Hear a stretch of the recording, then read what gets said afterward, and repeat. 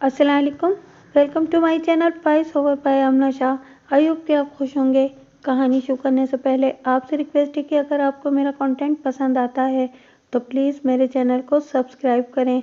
आइए नॉवेल किताब का 11वां हिस्सा सुनते हैं। मुझे जाने क्या हुआ कि मैं कोठी से भाग जाने के बजाय अकबी हिस्से की तरफ चला गया। साहब के बेडरूम की खिड़की अकबी लॉन में खुलती है, इस बात का मुझे इल्म था। मैंने खिड़की से इनके बेडरूम में झांका। कोठी में घुसने वाले भी इस वक्त वहां पहुंच चुके थे। मेरी नज़रों के सामने दो अफराद अपने चाकू खोलकर बेड की तरफ लपके। मैं जिस हादसे को देख रहा था और जिस एंगल से देख रहा था वहां से बेड पर सोए हुए लोग मुझे नजर नहीं आ रहे थे, लेकिन चाकू के वार से उछलकर बहने वाला खून मैंने साफ देखा। साथ ही मुझे अंदर से चीखों की आवाज़ें भी सुनाई दीं। कत्ल की इस वारदात को देखकर मैं घबरा गया और खुद पर काबू पाने के लिए खिड़की से हटकर ज़रा फासले पर बैठ गया। इसी वक्त मैंने किसी को वहां आते देखा। पहले मैं डरा कि शायद ये कोठी में घुसने वालों का कोई साथी है, लेकिन फिर मुझे फौरन ही अंदाज़ा हो गया कि स्याह शाल में लिपटी वो एक लड़की है। लड़की ने भी मेरी ही तरह खिड़की के शीशे से झांक कर अंदर का जायज़ा लिया। इस दौरान में मैं पहचान चुका था कि ये मोतीवाला साहब की मेहमान लड़की है।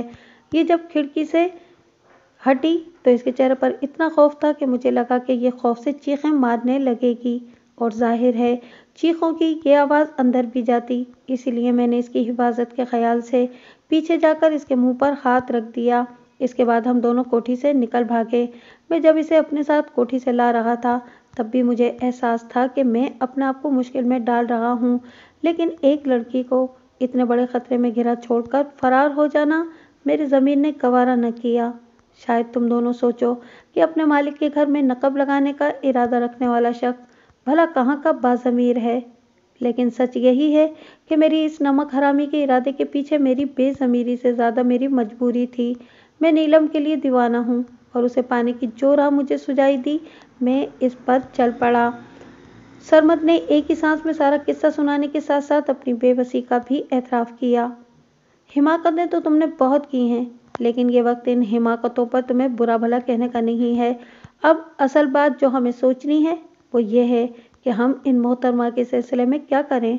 जाहिर है पुलिस के लिए इनका गायब होना एक मुअम्मा होगा और इस मुअम्मे के हल के लिए वो इधर उधर हाथ पैर मारेंगे। ऐसी सूरत में तेरे साथ साथ मेरे फंसने का भी इम्कान है, आमिर ने सरमद को एहसास दिलाया। मैं समझता हूँ यार, लेकिन अब जो कुछ होगा इस लड़की के मशवरे के बाद ही होगा, क्योंकि मुझे तो मालूम नहीं कि ये कौन है और साहब ने क्यों इसे अपनी कोठी में रखा हुआ था। आपने सरमद की बात सुन ली मोहतरमा, अब आप हमें अपने बारे में बताइए ताकि हम कोई फैसला कर सकें। आमिर ने महबानों की तरफ रुख किया। वो इस सारी गुफ्तगू के दौरान खामोश बैठी अपनी उंगलियां मरोड़ती रही थी। खुद को मुखातिब किए जाने पर उसने बमुश्किल अपने लब खोले और कपकपाती हुई आवाज़ में बोली, मोतीवाला साहब से मेरी कोई रिश्तेदारी या ज़ाती जान पहचान नहीं थी। वो सिर्फ किसी के कहने पर मेरी मदद कर रहे थे। उन्होंने मुझे अपनी कोठी में पनाह दे रखी थी।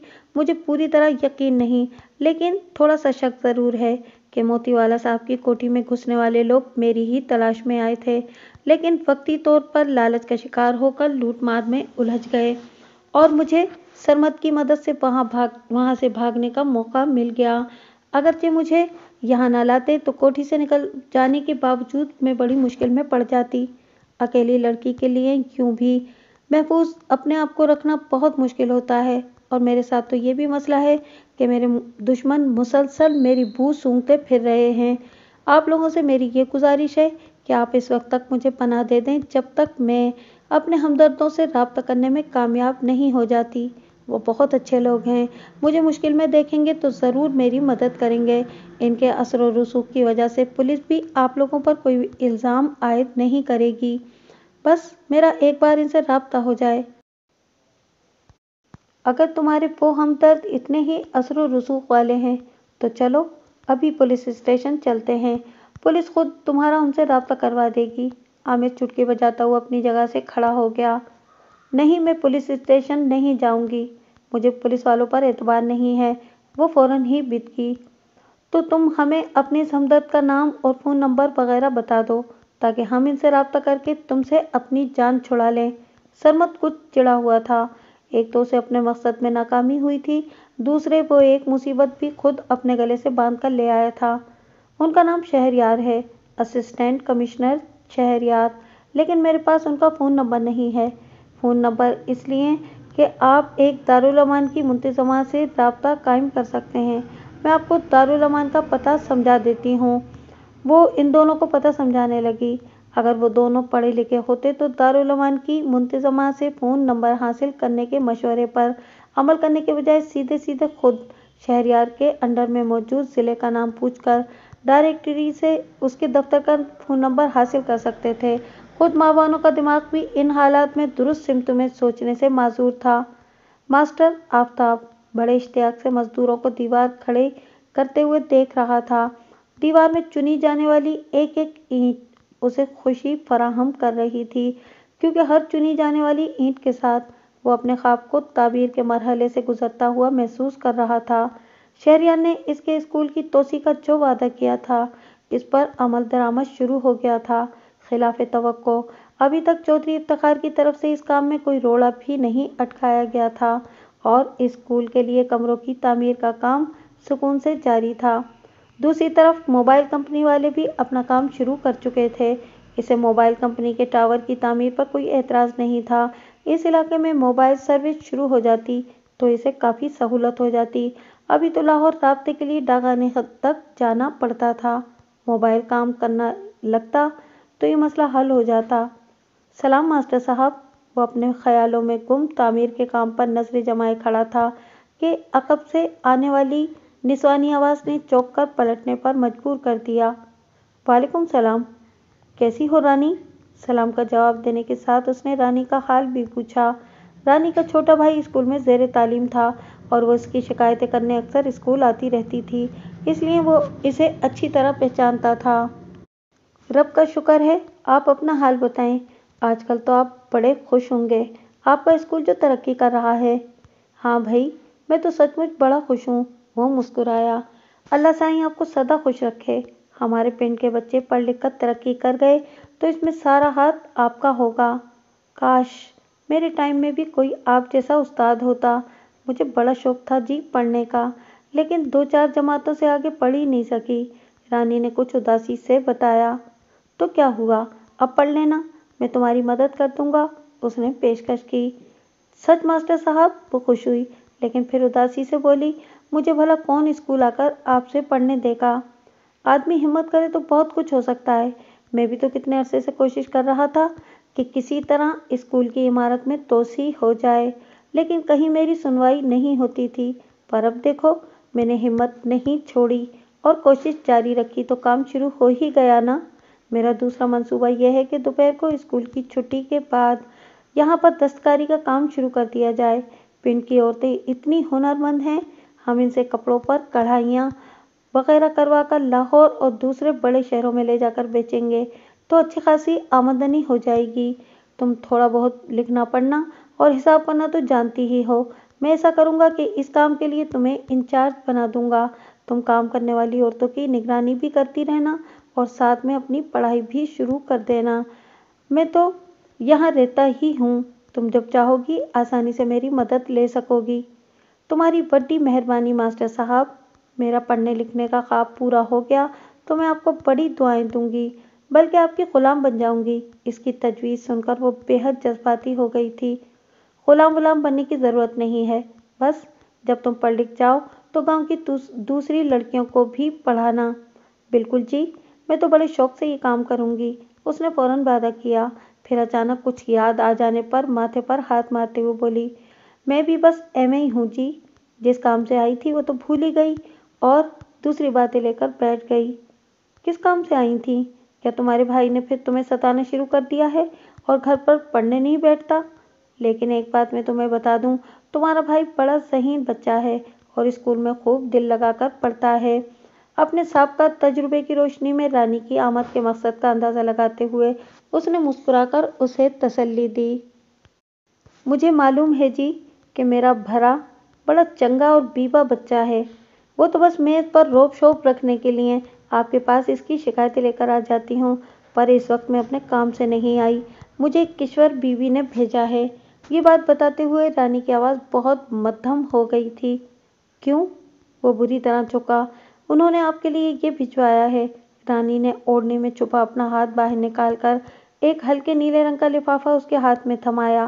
وہ لفافہ تھام کر کچھ دیر گمسم سی کیفیت میں کھڑا رہا، پھر آہستہ سے بولا، اپنی بیوی کو سمجھاؤ رانی کہ یہ سب ٹھیک نہیں ہے۔ اس طرح تو وہ اپنے لیے بھی مصیبت مول لیں گی اور میرا بھی راستہ کھوٹا ہوگا۔ میری زندگی کا مقصد کچھ اور ہے اور میں ان سارے جھمیلوں میں نہیں پھنسنا چاہتا۔ میں بیوی کو سمجھانے کی کوشش کروں گی تو یہ چھوٹا منہ بڑی بات ہوگی ماسٹر صاحب۔ ویسے بھی ان معاملات میں کوئی کسی کے سمجھانے سے نہیں سمجھتا، اور بیوی کو تو میں نے اتنے عرصے میں پہلی بار کسی میں دلچسپی لیتے دیکھا ہے۔ وہ بہت اچھی ہیں، ان کا دل دکھے گا تو مجھے بڑا دکھ ہوگا۔ رانی دبے لفظوں میں کشور کی وکالت کرنے کی کوشش کر رہی تھی۔ اچھے لوگوں کو تو دوسروں کی اور بھی فکر ہونی چاہیے۔ اگر چودھری صاحب کو اس معاملے کی ذرا بھی بھنک مل گئی تو وہ مجھ پر یہاں کی زمین تنگ کر دیں گے۔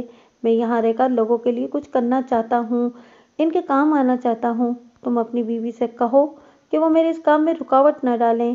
اس نے ہاتھ میں موجود لفافہ جوں کا توں رانی کو لوٹا دیا اور رخ موڑ کر دوبارہ مزدوروں کی طرف دیکھنے لگا۔ وہ سب اپنے اپنے کام میں منہمک تھے اور ان دونوں کی طرف ان کی توجہ نہیں تھی۔ رانی اس کا انداز دیکھ کر واپس پلٹ گئی، پھر کچھ فاصلے سے آتی شادو اور نسرین کو دیکھ کر بری طرح ٹھٹکی۔ خیر تو ہے رانی، اس وقت یہاں کیا کر رہی تھی تو؟ نسرین عرف پنچھی نے معنی خیز انداز میں پوچھا۔ ماسٹر صاحب سے منع کی شکایت کرنے آئی تھی، اس نے بہانہ بنایا۔ اچھا، ہمیں ایسا لگا کہ ماسٹر صاحب تمہیں کچھ دے رہے ہیں، شادو مکاری سے بولی۔ تو اپنی آنکھوں کا علاج کرو، ہر وقت غلط سلط دیکھتی رہتی ہے۔ رانی اندر سے گھبرائی لیکن گھبراہٹ کو ظاہر کیے بغیر تڑاک سے جواب دے کر وہاں سے آگے بڑھ گئی۔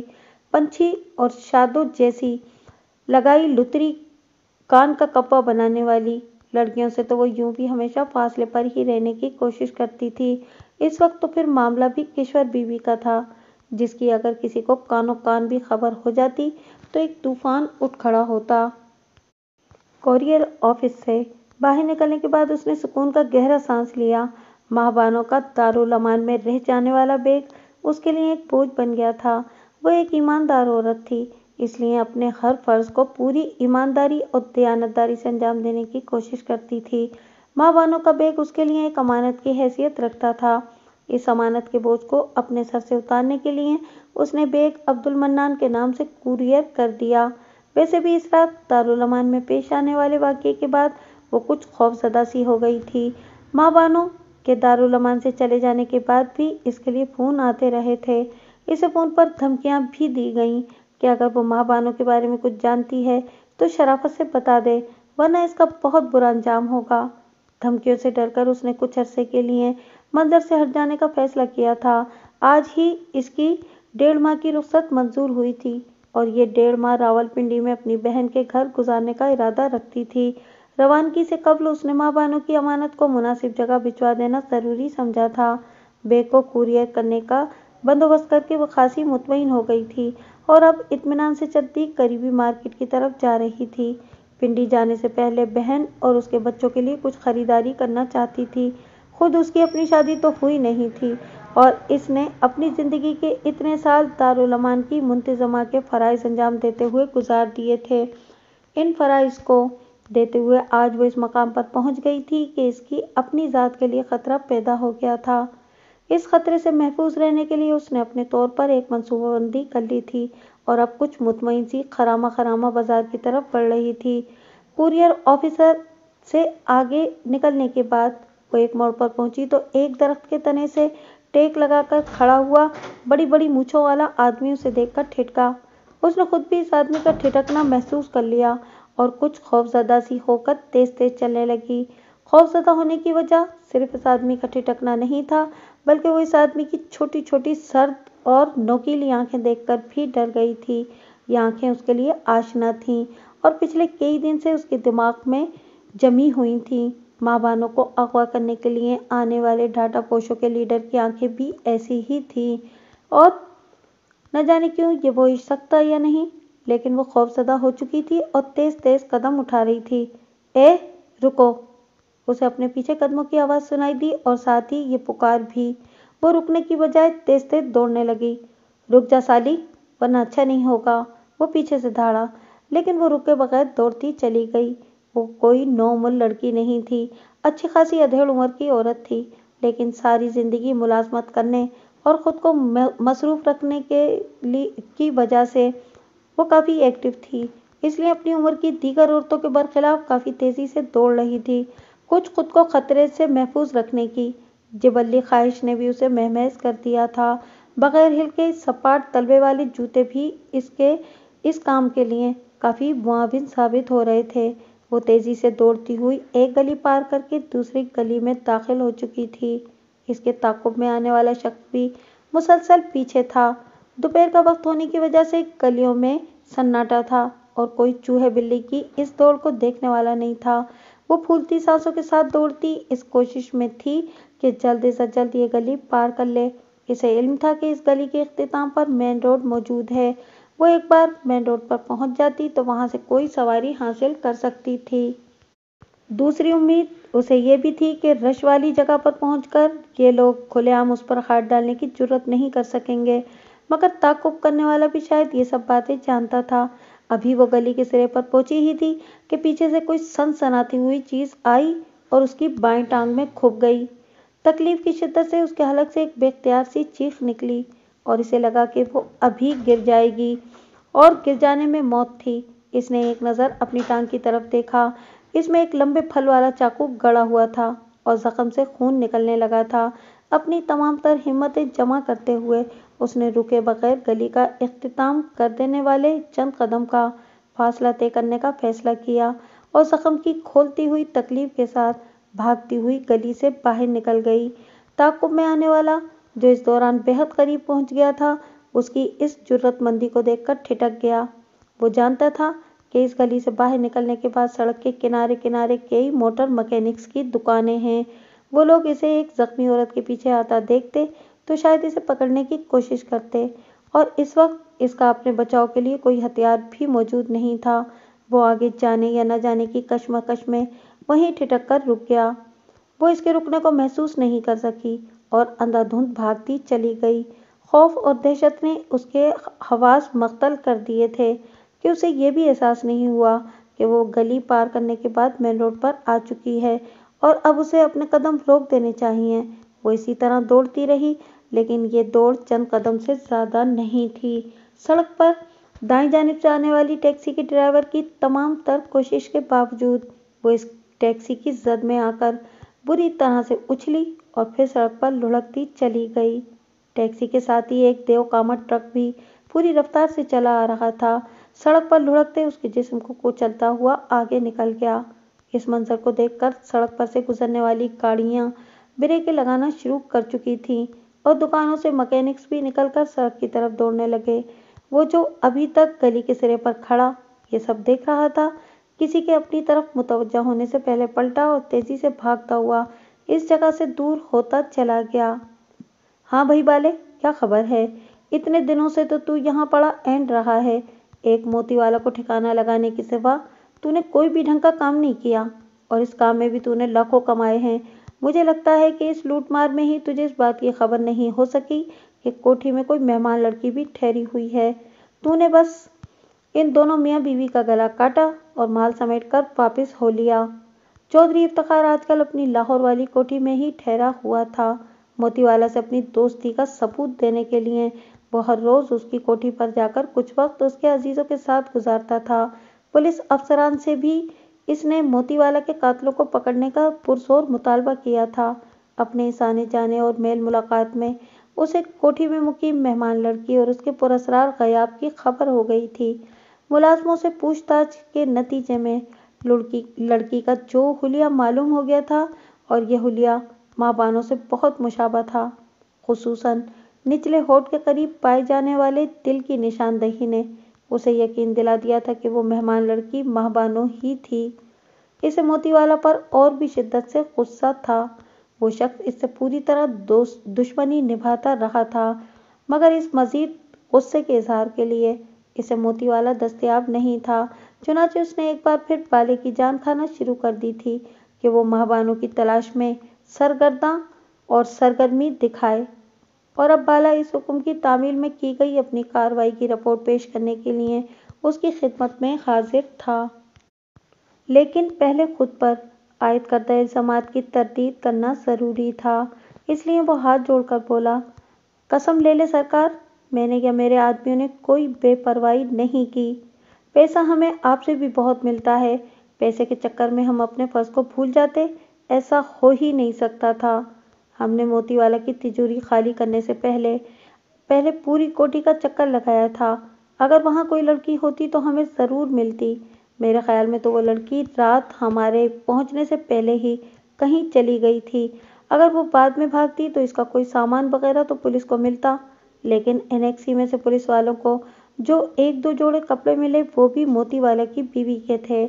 इसका मतलब तो यही हुआ ना कि लड़की पहले ही अपने सामान समेत वहाँ से जा चुकी थी।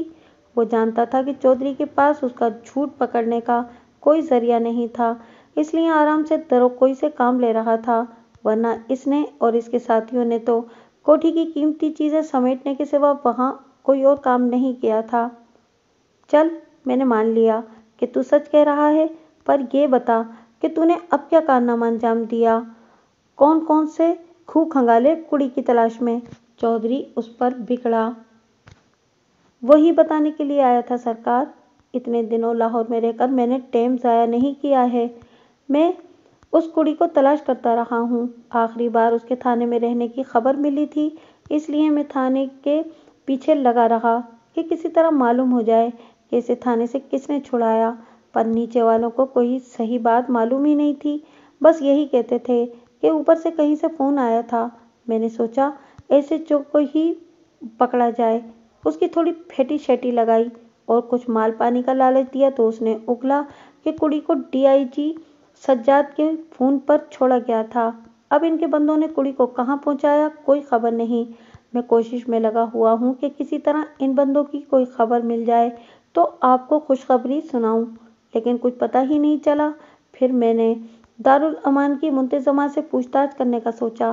पहले इसे फ़ोन पर डराता रहा कि इसे कोई खबर है तो बता दे। डायरेक्ट इस तक पहुंचकर कुछ मालूम करना इसलिए मुश्किल था कि अगवा की कोशिश के बाद दारुल अमान की निगरानी सख्त कर दी गई है। पुलिस वाले भी चक्कर लगाकर देखते रहते हैं। आज इत्तेफाक से वो औरत मुझे बाहर नजर आ गई। मैंने चाहा कि इसे पकड़ लूं, लेकिन वो भाग खड़ी हुई और भागते भागते एक गाड़ी के सामने आकर जान से चली गई। मुझे लगता है कि उसे ज़रूर कुछ न कुछ मालूम था, इसीलिए तो वो इतना घबरा गई थी। मामला कुछ न कुछ मेरी समझ में आ रहा है। हो न हो माँ बानों को गांव से निकालने में उस एसी के बच्चे का हाथ है। अपने मामू की शय पर बड़ा स्मार्ट बनता है वो। सामने से मुझसे दोस्ती जताकर पीछे से ऐसे काम करता है जिससे मुझे परेशानी हो।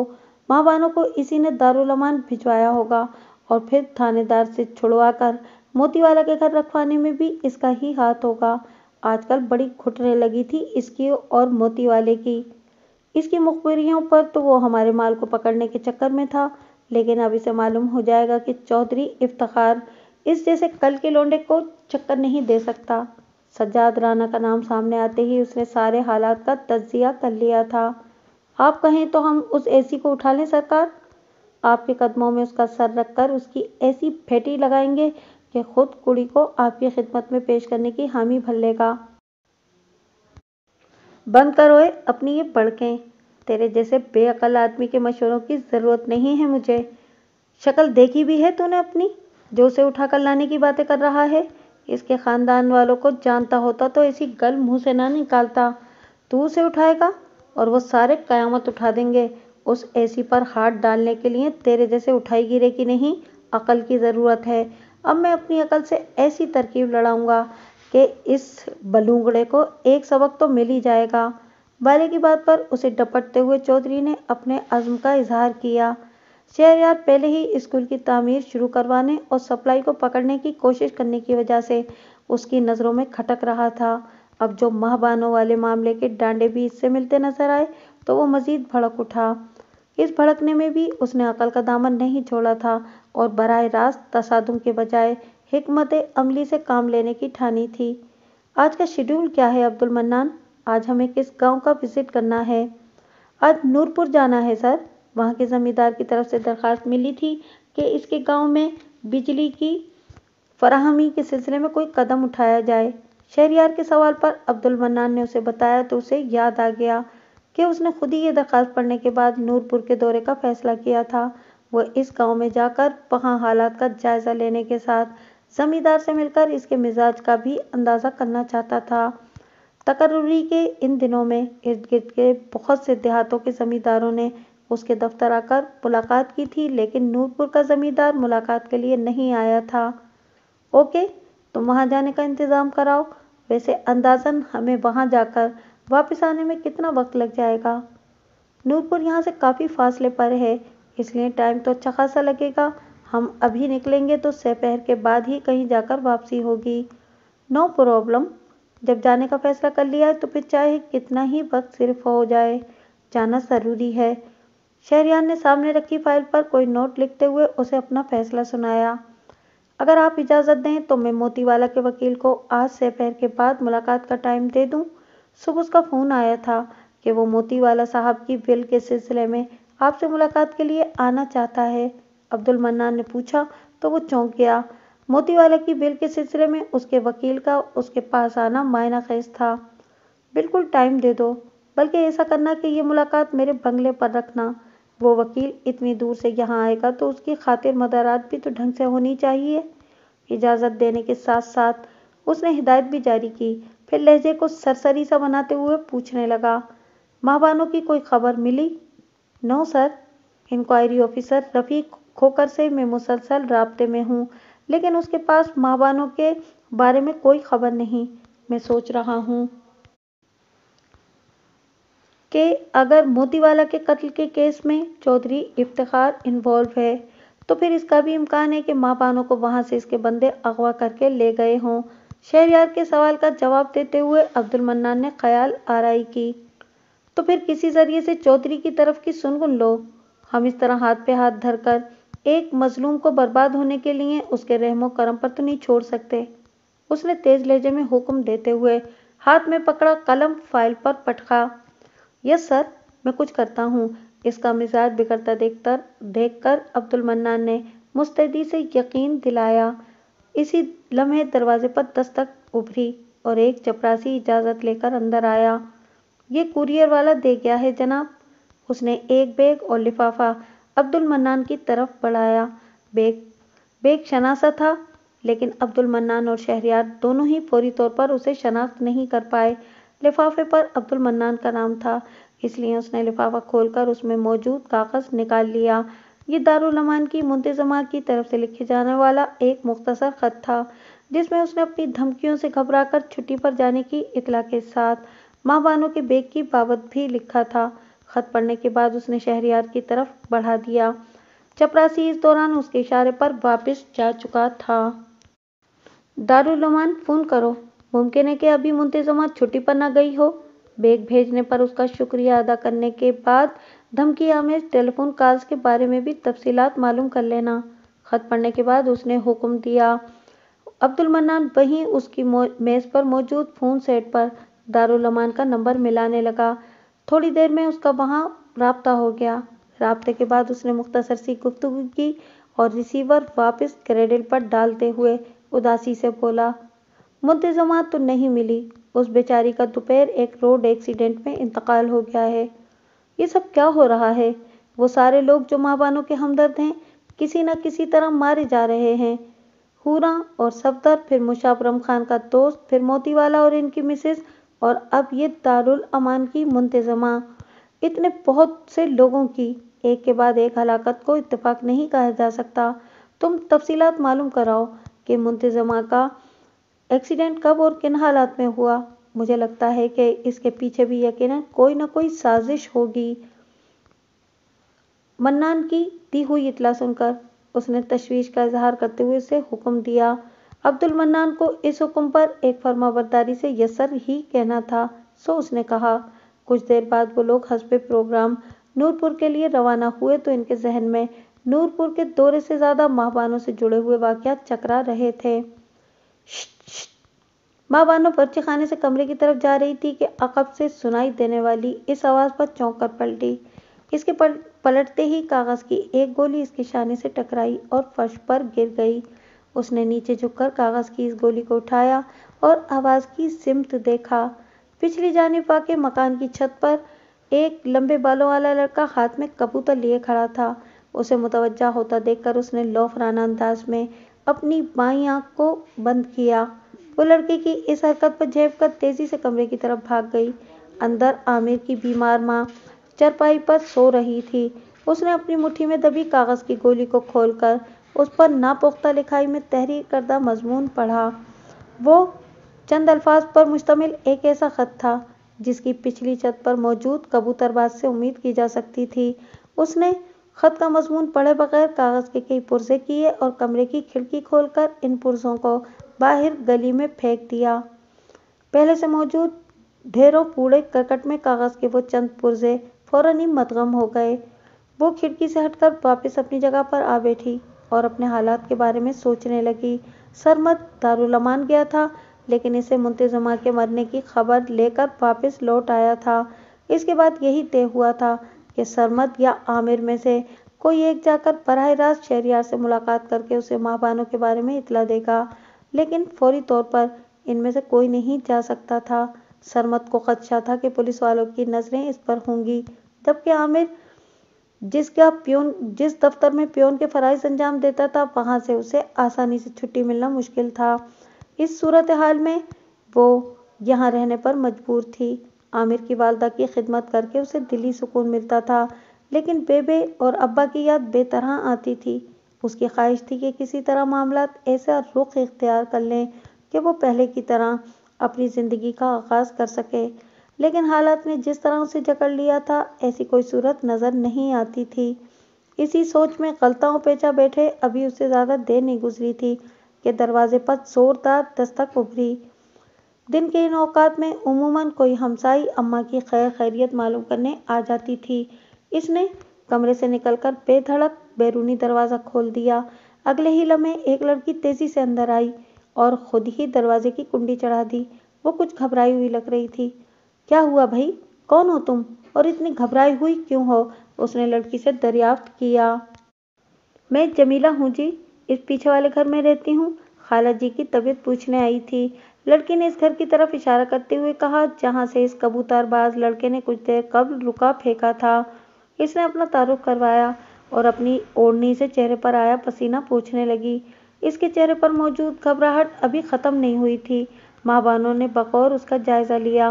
वो तकरीबन इसी जैसे कदो-कामत की इसकी हमउम्र लड़की थी, लेकिन इसमें निस्वानी कशिश बराए नाम ही थी। चौड़े चौड़े हाथ किसी औरत के बजाय मर्द के मालूम होते थे। बालाई होंठ से ऊपर और ठोड़ी और रुखसारों की जिल्द पर खुरदरेपन का एहसास होता था। ये खुरदरापन जमाई गई पाउडर की तह के बावजूद भी नुमायां था। ले जाएंगे, दिलवाले दुल्हनियां ले जाएंगे, रह जाएंगे, देखने वाले देखते रह जाएंगे। अभी उसका जायजा मुकम्मल भी नहीं हुआ था कि बाहर से तालियों ढोल की थाप के साथ भोंडी आवाज में गाना गाने की आवाजें आने लगीं। इस अंदाज में गाना गाने वाले कौन लोग हो सकते हैं, वो ये बखूबी जानती थी, लेकिन उसे हैरत थी कि वो लोग इस दरवाजे पर रुककर क्यों गा रहे हैं। ये कोई घर तो नहीं था जहाँ पर अपने फन का मुजाहरा करने के बदले में इन्हें रुपए पैसे से नवाजा जाता। अल्लाह के नाम पर दे दे। गाने की आवाज के दरमियान ही किसी ने दरवाजे पर दस्तक देकर सदा लगाई। दरवाजा मत खोलना। जमीला नामी लड़की ने उसका हाथ थामकर खौफजदा अंदाज में उसे रोका। तुम अंदर चलकर खाला के पास बैठो, मैं अभी आती हूँ।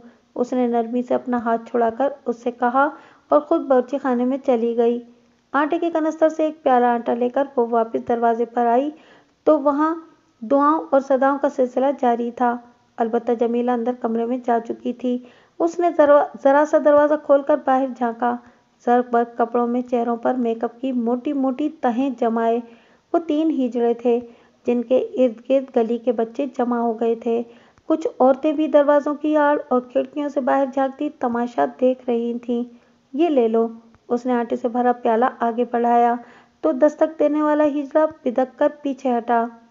मुझे नहीं चाहिए ये प्याला भर आटा। तो फिर क्या चाहिए? मेरे पास तो इस वक्त देने के लिए बस यही है। इसे अजीब सी बेबसी का एहसास हुआ। खुद उसका सारा सामान तो दारुल अमान ही में रह गया था। वो किसी दूसरे के घर में बैठकर इससे ज्यादा उसकी मदद और क्या कर सकती थी। तेरे पास तो बड़ा कीमती हीरा है, पर जाने दे, आज नहीं देती तो कोई बात नहीं, मैं फिर आकर ले जाऊंगी, हिजड़े ने जवाब दिया। और फिर वो तीनों गाते बजाते वापस पलट गए। वो इनकी बात का मफहूम समझे बगैर उलझी हुई वापस अंदर पलट गई। कमरे में जमीला और आमिर की अम्मा बातें कर रही थीं। शायद शोर की आवाज़ सुनकर उनकी आंख खुल गई थी। अच्छा हुआ खाला जी आप उठ गईं, मैं खाना लेकर आती हूँ, इन्हें जागते देखकर उसने कहा। और फिर ट्रे में खाने के बर्तन और दीगर चीज़ें रखकर कमरे में ले आई। जमीला को भी इन लोगों ने इसरार करके खाने में शामिल कर लिया। ये जमीला बड़ी अच्छी लड़की है, हर तीसरे चौथे दिन चक्कर लगाकर मेरे कई काम कर जाती है। खाने के दौरान खाला जी उससे जमीला की तारीफें करती रहीं। खाना खाकर इन पर दोबारा गुनूदगी तारी होने लगी तो वो जमीला को साथ लेकर बैठक में आ गई। जमीला के सवालात के जवाब में उसने अपने बारे में वही कुछ बताया जो वो लोग पहले से तय कर चुके थे। जमीला हमदर्दी से उसकी मजलूमियत भरी दास्तान सुनती रही। मौका देखकर उसने जमीला से इस कबूतरबाज लड़के की भी शिकायत कर दी, जिस पर उसने यकीन दिलाया कि वो अब्बा से शिकायत करके अपने भाई को सीधा करवा देगी। खुरदरी जिल्द और मर्दाना सी साख्त रखने वाले हाथ पैरों की मालिका जमीला तबीयतन बड़ी मासूम लड़की मालूम होती थी। अरे जमीला, ये तो बताओ कि तुम जब आई थी तो इतनी डरी हुई क्यों थी? क्या बाहर कोई तुम्हें तंग कर रहा था? बातें करते करते उस जमीला की आमद के वक्त की घबराहट याद आई तो उसने उससे पूछ लिया। नहीं, मैं घबराई हुई तो नहीं थी, बस पिछली गली से यहाँ तक तेज तेज चलकर आई थी, इसलिए सांस फूल गया था। वो साफ मुकर गई और फिर फौरन ही खड़े होते हुए बोली, अच्छा अब मैं चलती हूँ, बड़ी देर हो गई है। तुम मेरे भाई की तरफ से फिक्र मत करना, इसके मैं अब्बा से अच्छी तरह कान खिंचवाऊंगी। अपनी बात कहने के बाद वो रुकी नहीं और तेजी से बाहर निकल गई। माँ बानो हैरान सी उसका ये रद्द अमल देखती रह गई। नूरपुर की हुदूद में दाखिल होते ही इन्हें खुशगवार सा एहसास हुआ। छोटे से इस गांव के मकानात देखकर बेशक मकीनों की खस्ताहाली का एहसास होता था, लेकिन इस एहसास के साथ ही गलियों की तरतीब और सफाई सुथराई भी फौरन नजर में आ जाती थी। इन तरतीबवार गलियों से गुजरकर जमींदार के पुख्ता मकान तक पहुंचने में इन्हें कोई दुश्वारी पेश नहीं आई। मकान के दरवाजे पर एक नौकर ने इनका इस्तकबाल किया और फिर इन्हें एक बैठक में ले गया। थोड़ी देर में नौकर ने लस्सी और दीगर लवाजमात इनके सामने रख दिए। वो दोनों बगलों के नीचे बैसाखियां दबाए। जमींदार भी वहीं आ गया। इन बैसाखियों को देखकर ये बात समझ में आ गई कि दीगर जमींदारों की तरह वो खुद शहरियार से मिलने उसके दफ्तर क्यों नहीं आया था। बड़ी मेहरबानी जी ऐसी साहब, क्या आप इधर आए? मैं तो बड़े दिनों से आपकी राह देख रहा था। आपके दूसरे गांव में जाने की खबरें तो मिलती रहती थीं।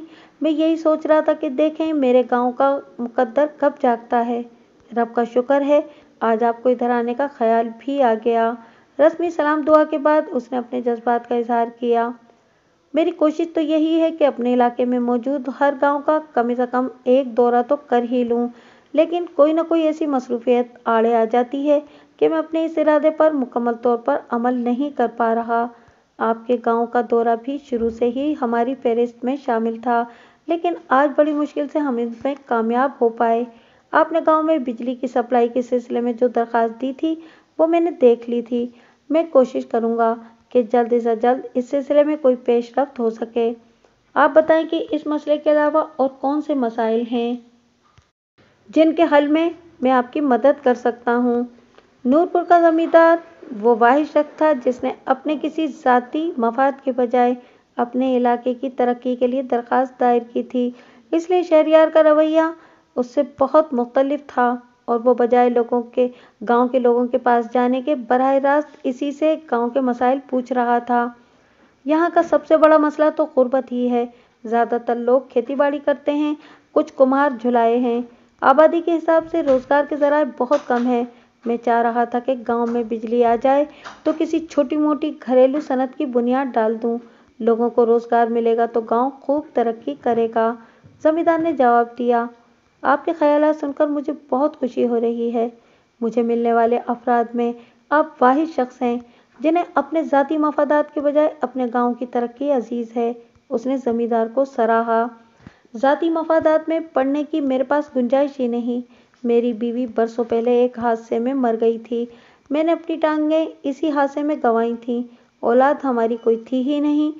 اب مجھے جیسے معلوم ہوا، اور ادھیڑ عمر کا آدمی دولت جمع کرے گا بھی تو کس کام آئے گی؟ بس ایک چھوٹی بہن ہے،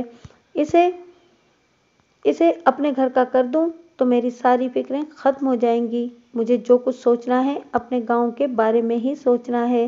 زمیندار نے سادگی سے اپنے رویے کی وضاحت کرتے ہوئے نوکر کو مزید لسی لانے کے لیے آواز لگائی۔ مزید تکلف کی ضرورت نہیں زمیندار صاحب، بس آپ یہ بتائیں کہ آپ کے گاؤں میں تعلیم اور صحت کی کیا صورتحال ہے؟ لوگ اپنے بچوں کو تعلیم دلانے میں دلچسپی رکھتے ہیں یا نہیں؟ شہریار نے اسے روکتے ہوئے سوال کیا۔ صرف دلچسپی سے کیا ہوتا ہے جناب؟ ان بیچاروں کے پاس تو 2 وقت پیٹ بھر کر روٹی کھانے کی بھی گنجائش نہیں ہوتی۔ حکومت نے بھی کبھی اس طرف توجہ نہیں دی۔ یہی حال صحت کا بھی ہے۔ لوگ بیمار ہوتے ہیں تو خود ہی کچھ ٹونے ٹوٹکے کر کے علاج کر لیتے ہیں۔ کسی کی حالت بہت بگڑ جائے تو اسے منجی پر ڈال کر نور کوٹ تک لے جاتے ہیں۔ اب بندے کی قسمت کہ اگر زندہ ہو تو وہاں جانے تک بچ جاتا ہے، ورنہ اسے واپس لا کر یہاں دفنا دیتے ہیں۔ دیگر دیہاتوں کی طرح وہاں بھی صورتحال بہت خراب تھی۔ بس واحد حوصلہ افزا بات یہ تھی کہ گاؤں کا سب سے زیادہ بااثر شخص ان کا ساتھ دینے کے لیے تیار تھا۔ آپ کے تعاون کے لیے شکریہ۔ میں آپ کو یقین دلاتا ہوں کہ آپ کے گاؤں کے مسائل کے حل کے لیے میں ترجیحی بنیادوں پر کام کرنے کی کوشش کروں گا۔ تعلیم، صحت اور روزگار، ان تینوں ایشوز پر میری نظر رہے گی۔ زمیندار کو یقین دہانی کروا کر وہ لوگ واپسی کے لیے اٹھ گئے۔ گھر کے بڑے سے صحن سے گزرتے ہوئے انہوں نے کیاری میں موجود پھولدار پودوں پر ایک لڑکی کو جھکے ہوئے دیکھا۔ وہ یقیناً زمیندار کی چھوٹی بہن تھی، جو ان لوگوں کو دیکھ کر فوراً بھاگ کر ایک کمرے میں چلی گئی تھی۔ زمیندار کے گھر سے نکلنے کے بعد انہوں نے گاؤں کا چکر لگا کر حالات کا ایک دائرانہ سا جائزہ لیا اور پھر واپسی کے لیے روانہ ہو گئے۔ آج شہریار کی موتی والا کے وکیل سے بھی ملاقات طے تھی۔ گھر پہنچ کر اسے بس اتنی ہی مہلت مل سکی کہ وہ غسل کر کے اپنے وجود پر سے دن بھر کی گرد و غبار کو اتار سکے۔ غسل کے بعد وہ آئینے کے سامنے کھڑا اپنے بالوں کو سنوار رہا تھا کہ بٹلر نے اسے عبدالمنان کی موتی والا کے وکیل کے ساتھ آمد کی اطلاع دی۔ اوکے، تم انہیں بٹھاؤ، میں تھوڑی دیر میں آتا ہوں۔ بٹلر کو جواب دے کر وہ تیار ہونے لگا۔ 7-8 منٹ میں اس کی تیاری مکمل ہو گئی۔ سیڑھیاں اتر کر وہ نچلی منزل پر موجود ڈرائنگ روم میں پہنچا تو اس کے تربیت یافتہ ملازمین لوازمات کے ساتھ چائے سرو کر چکے تھے۔ حفیظ شیرازی، مسٹر موتی والا کے قانونی مشیر۔ اس کے ڈرائنگ روم میں پہنچتے ہی عبدالمنان نے تعارف کی رسم نبھائی۔ اس نے حفیظ شیرازی سے ہاتھ ملا کر اسے بیٹھنے کا اشارہ کیا اور خود بھی ایک صوفے پر بیٹھ گیا۔ لاہور سے یہاں تک پہنچنے میں آپ کو زیادہ تکلیف تو نہیں اٹھانی پڑی؟ حفیظ شیرازی کی آمد کا اصل مقصد پوچھنے سے پہلے اس نے ایک رسمی سا سوال کیا۔ تکلیف کیسی؟ میں تو اپنی ایک ذمہ داری پوری کرنے آیا تھا۔ اگر آپ موتی والا کی تدفین کے بعد لاہور میں 1-2 روز قیام کرتے تو میں آپ سے وہیں ملاقات کر لیتا، لیکن اب بھی کوئی مسئلہ نہیں۔ مجھے تو بہرحال اپنا فرض پورا کرنا ہی تھا، اس لیے میں یہاں تک چلا آیا۔ شہریار کے سوال کا جواب دے کر وہ اپنا بریف کیس کھولنے لگا۔ بریف کیس میں سے اس نے ایک خاکی لفافہ نکال کر شہریار کی طرف بڑھایا اور بولا، اپنے بیٹے کی وفات کے کچھ دن بعد ہی موتی والا صاحب نے اپنی نئی ول تیار کروائی تھی۔ اس وقت انہوں نے مجھ سے آپ کا ذکر بھی کیا تھا۔ وہ بڑے جہاں دیدہ آدمی تھے۔